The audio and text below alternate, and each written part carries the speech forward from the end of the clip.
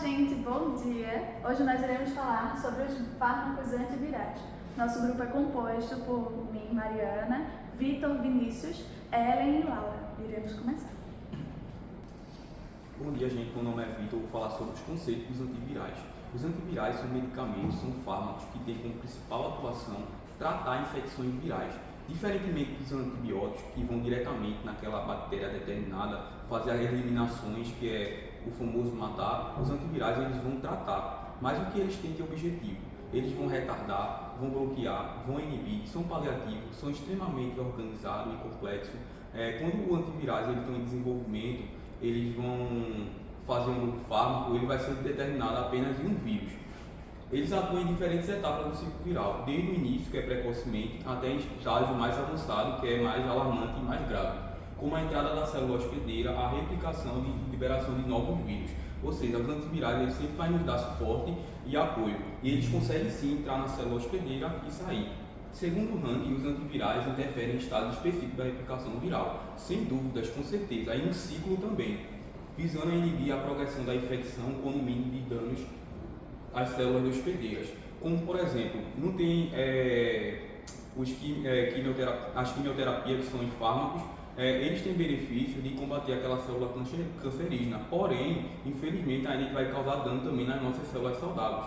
Os antivirais não, eles foram estudados, foram desenvolvidos para ir diretamente daquelas células virais. Eu também vou falar sobre as principais classes terapêuticas dos antivirais, que são várias, porém a gente separou o mais importante para a gente, que são as ações dos fármacos. O primeiro a gente vai ter os analógicos de nucleocídios e nucleotídeos, certo? Eles vão criar blocos de DNA e RNA que atrapalham a replicação viral. Como eu já tinha falado no início, os antivirais eles são desenvolvidos e criados para um tipo de vírus específico. E o aciclovir do herpes e o lamivudina, que é do HIV e o hepatite B, ele tem a capacidade sim de criar blocos de DNA e RNA imaginário, porque como forma de isca. Porque como a gente sabe que os vírus são oportunistas, aí quer tirar proveito de tudo, e felizmente ele vai conseguir fazer esse efeito e vai entrar nessa emboscada, certo? A gente também vai ter o inibidor de transcriptase reversa. Eles são usados contra o HIV e bloqueiam a enzima da transforma da RNA viral em DNA, ou seja, a transcriptase reversa é uma enzima exclusiva do vírus, pertence ao vírus. E o que ele tem de diferente? Eles são tão inteligentes que essa enzima tem a capacidade de codificar, transformar o RNA do vírus para o DNA da nossa célula, porque a nossa célula, através de receptores, que são as proteínas, vai permitir a entrada desses DNAs.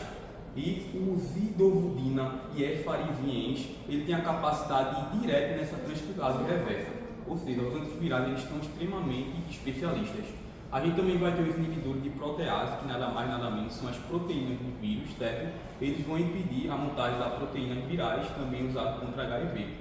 Como a gente sabe, a gente tem um conhecimento que os vírus também têm presença de proteína, que é a protease, certo? Que ele vai dar aquela forma, aquela rigidez, vai permitir, através dos receptores virais, da receptor da nossa célula de hospedeira, permitir a sua entrada. E também temos antivirais que vai diretamente, especificamente nessas proteases da proteína do vírus, que é o ritonavir e lipovavir.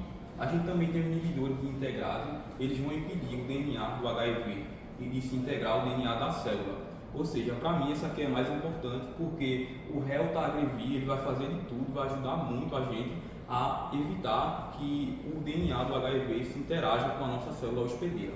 A gente também vai ter os inibidores de neuramidase, certo? Que são usados contra o vírus da gripe e impede a saída do vírus da célula. Esse aqui a gente tem que imaginar como fosse em uma casa, o vírus está lá naquela casa, naquela residência, ele vai fazer de tudo, vai bagunçar, vai fazer tudo que vou entender.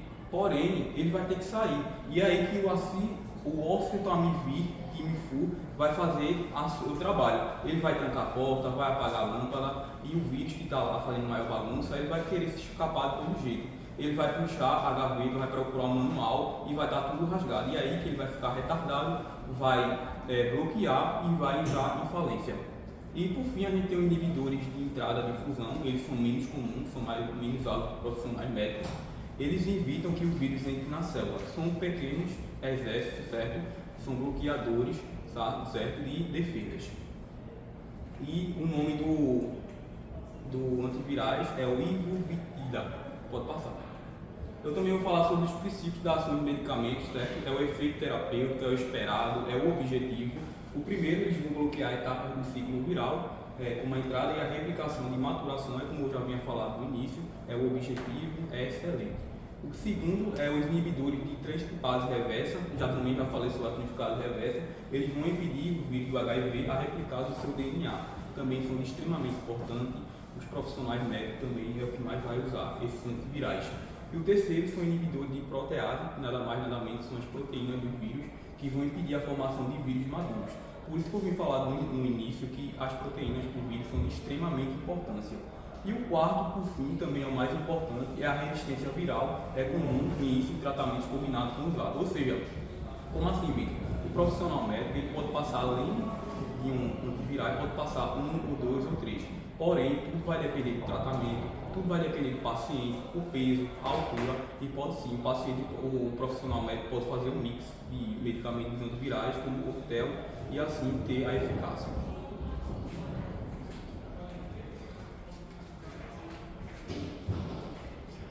Bom dia, dando continuidade, eu vou falar sobre a farmacocinética dos medicamentos. Como a gente sabe, a farmacocinética ela é essencial para que a gente veja o metabolismo do medicamento no nosso organismo, certo? E esse conhecimento vai permitir ajustar a dose e evitar o efeito tóxico e garantir assim que o efeito do medicamento seja eficaz contra as infecções virais.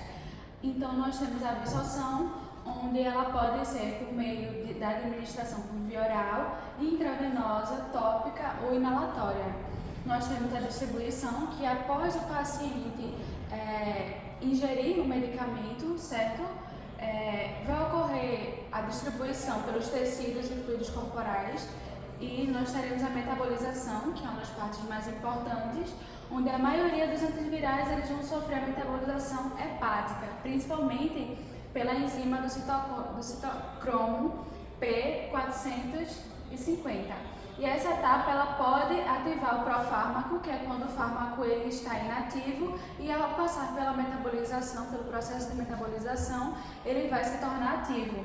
Ou ele vai ser inativo, certo? O fármaco vai inativar o fármaco e isso vai influenciar tanto na meia-vida quanto na ação do fármaco. E a excreção. A excreção dos antivirais ela ocorre principalmente pelos rins, certo? Através da urina, mas também ela pode ocorrer na bile e nas fezes. E a função renal do paciente é necessário que tenha um olhar para isso, pois se o paciente tiver algum problema, alguma deficiência renal, então é necessário que seja olhado com um olhar mais específico para a medicação que o paciente vai estar tomando. Eu vou falar agora sobre os tipos de medicamentos. Nós temos a ciclovir, que ela vai ser usada no tratamento da herpes simples e da herpes zoster.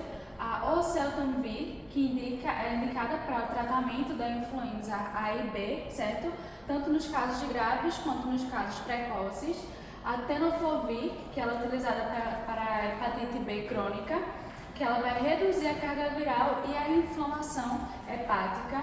Sofosbuvir, que ela é eficaz contra a hepatite C, geralmente quando ela está associada com outros antivirais. A dolutegravir é um antirretroviral, ela é de escolha no tratamento contra HIV, ela tem um alto perfil de eficácia. A ganciclovir, ela é indicada para citomegalovírus em pacientes. Ciclovir indicada para citomegalovírus em pacientes imunossuprimidos. E a remdesivir, que ela foi aprovada para tratamentos para casos graves de Covid em pacientes hospitalizados.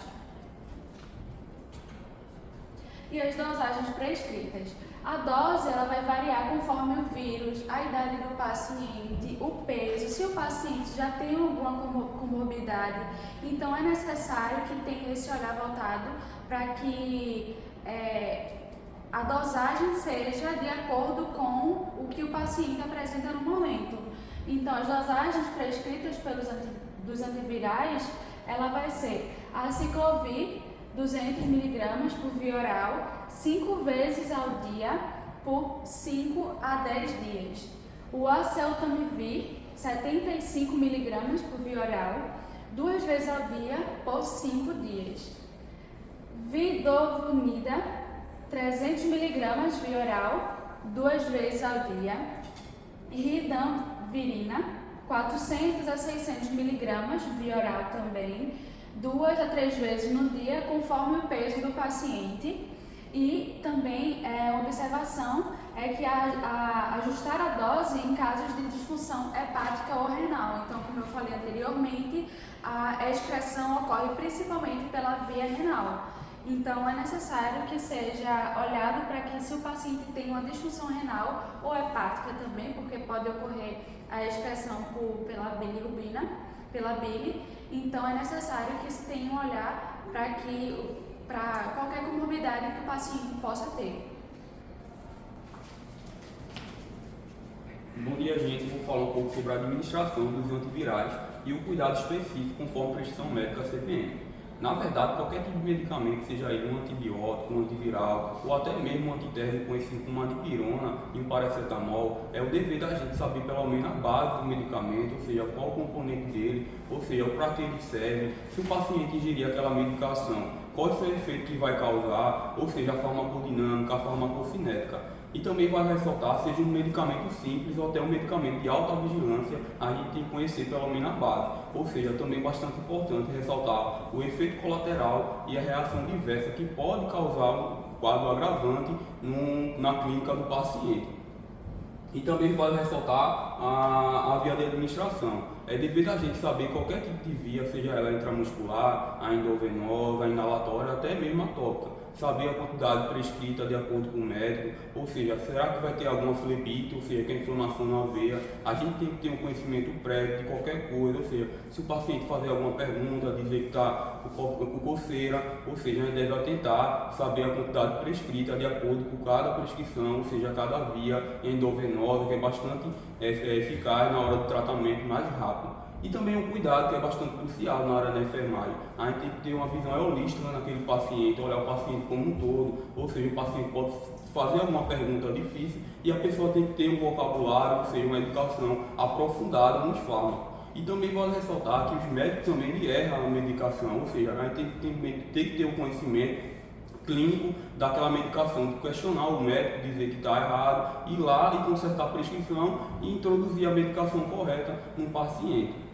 E vale ressaltar sobre as vias agora, né, que é o aciclovir, é a via oral, a tópica e a endovenosa. Existem essas 3 vias. A mais comum é a via oral, ou seja, o paciente ingere, tem aquela metabolização e a excreção na fase final. E tem até a tópica, ou seja, que a gente vai na farmácia, tem a pomada e conhecido como os cremes antivirais.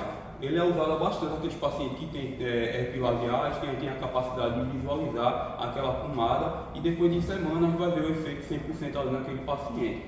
E tem a endovenosa, que ela é bastante utilizada no paciente que já está internado, ou seja, é uma medicação um pouco mais clínica, vamos dizer assim, supervisionada, ou seja, quando o paciente chega nessa situação, ou seja, o paciente já está internado. E o cuidado da gente na enfermagem é tratar bem o paciente para evitar nefrotoxicidade, que é algo tóxico para o nosso rim. Vocês sabem que a via endovenosa ela pode sobrecarregar os rins e futuramente pode danificar uma sequela grave naquele paciente. Por isso que o cuidado é tudo na enfermagem. E o segundo é o oseltamivir. Ele tem a via oral, que é bastante comum também, que o paciente pega aquele comprimido e ingere, e tem todo o processo que a gente já conhece, é administrar nas primeiras 48 horas dos sintomas para maior eficácia, ou seja, está tendo aquela fiscalização, aquele fundamento naquele paciente. E ela é usada bastante em paciente que tem sintomas de gripe. E a terceira, que é o sidomalvina, ela é conhecida como AZT, ela tem a via oral e a endovenosa. Infelizmente, essa aqui é a mais utilizada naqueles pacientes que sorotilizou positivo, ou seja, aquele paciente que tem um diagnóstico de HIV. E a função da gente é monitorar o hemograma e função hepática, ou seja, a gente sabe que essa medicação é contínua, o paciente vai ficar tomando até possivelmente chegar a uma cura.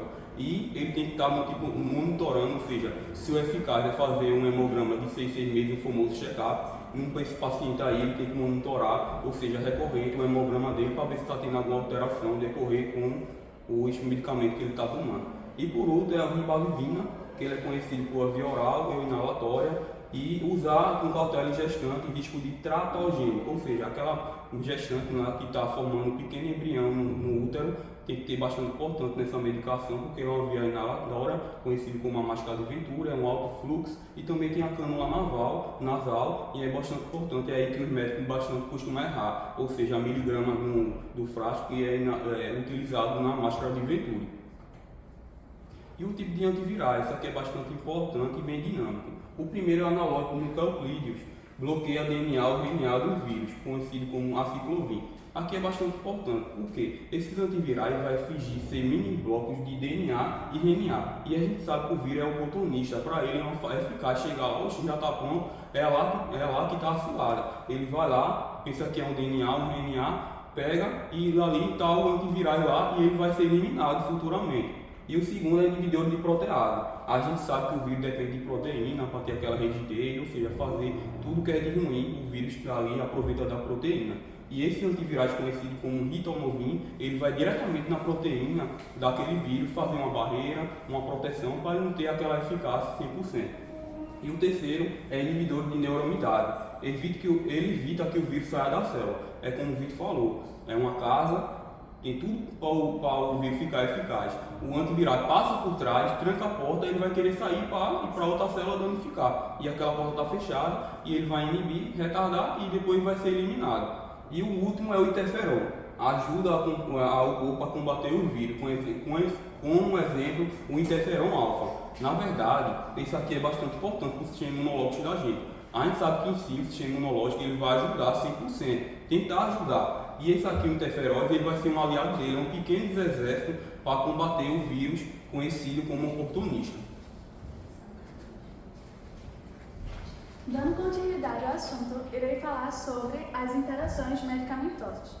O que são, primeiramente? Interações medicamentosas é quando você está tomando uma medicação para um tratamento terapêutico e você tem que tomar um outro remédio. Essa interação acontece quando os dois medicamentos atingem um lugar só ao mesmo tempo. E existem 3 tipos de interações. Temos a físico-química, que você visivelmente consegue ver essa medicação interagindo com outra medicação. Então, se o fármaco, na hora da administração, ele flocular, ele ficar em flocos ou ficar meio turvo, isso acontece por conta dessa incompatibilidade entre essas duas medicações. Isso pode acontecer normalmente de forma externa, não de forma interna dentro do corpo ou do organismo. Temos as interações farmacodinâmicas, que é quando no local de ação tem os receptores para receptar a medicação e acontece que pode acontecer de 2 medicações diferentes chegarem no mesmo receptor. Isso potencializa mais a medicação e futuramente isso pode trazer uma toxicidade ao organismo, pode trazer também efeitos adversos e entre outros. E já nas interações farmacocinéticas, acontece que durante todo o processo de administração da medicação no organismo, a distribuição, a absorção, acontece que esses 2 medicamentos, eles são absorvidos de forma incorreta pelo próprio organismo. Então, o pH do nosso corpo pode alterar sim o efeito da medicação, tanto na diminuição, que normalmente é a diminuição do medicamento, do efeito do medicamento. Temos também a microbiota intestinal, pode também alterar o efeito do medicamento.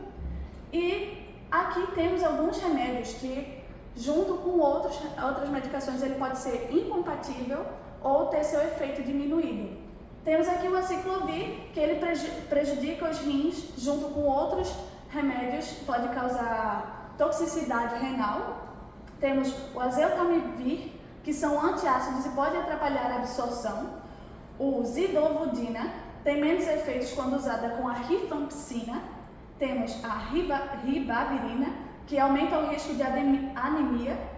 A ritonavir, que pode aumentar o efeito dos remédios com calmantes e anticoagulantes. É de suma importância que o médico ele analise bem os medicamentos que for prescrever. Até porque se a pessoa estiver tomando já uma medicação para alguma outra coisa, pode ocorrer essa incompatibilidade entre essas 2 medicações, causando efeitos adversos. E também é de suma importância que esse médico, ele dê um medicamento que diminua o efeito tóxico entre outras medicações que o paciente esteja tomando. E isso pode causar efeitos colaterais e efeitos adversos. Efeitos colaterais são aqueles efeitos que você já entende que já é prescrito, que você pode apresentar durante a terapia, né? Então, o paciente, quando ele toma o aciclovir, é certo já que ele pode apresentar náuseas, dor de cabeça e como reações adversas, que é tudo aquilo que não tem previsão, você não tem certeza se vai aparecer, mas é previsto que pode acontecer que em raros casos, altas doses dessa medicação intravenosa pode causar nefrotoxicidade. O azeltamivir pode causar como efeitos colaterais náuseas, vômitos, tontura, mas em casos raros, quando é prescrito isso para crianças, pode causar delírios. Temos aqui o zidovudina, que pode causar anemia ou cefaleia, e como efeitos adversos a neutropenia e a granulocitopenia. A ribavirina pode causar fadiga, anemia hemolítica ou, em casos raros, normalmente, irritação respiratória e efeitos psicológicos. E para finalizar, o ritonavir pode causar diarreia, alterações hepáticas, mas como seus efeitos adversos pode causar irritação respiratória, efeitos psicológicos, aumento de triglicerídeos e parestesia.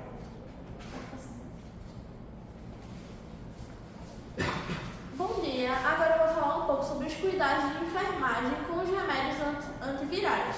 Alguns dos cuidados é, por exemplo, o aprasamento. Tem que ter cuidado para registrar os horários da medicação conforme a prescrição médica e a meia-vida do fármaco. Ou seja, o enfermeiro, o técnico de enfermagem, ele tem que ter esse cuidado de registrar da forma correta e de ver quais são os horários indicados segundo a bula e segundo o médico. Também tem que garantir os intervalos regulares para manter os níveis terapêuticos.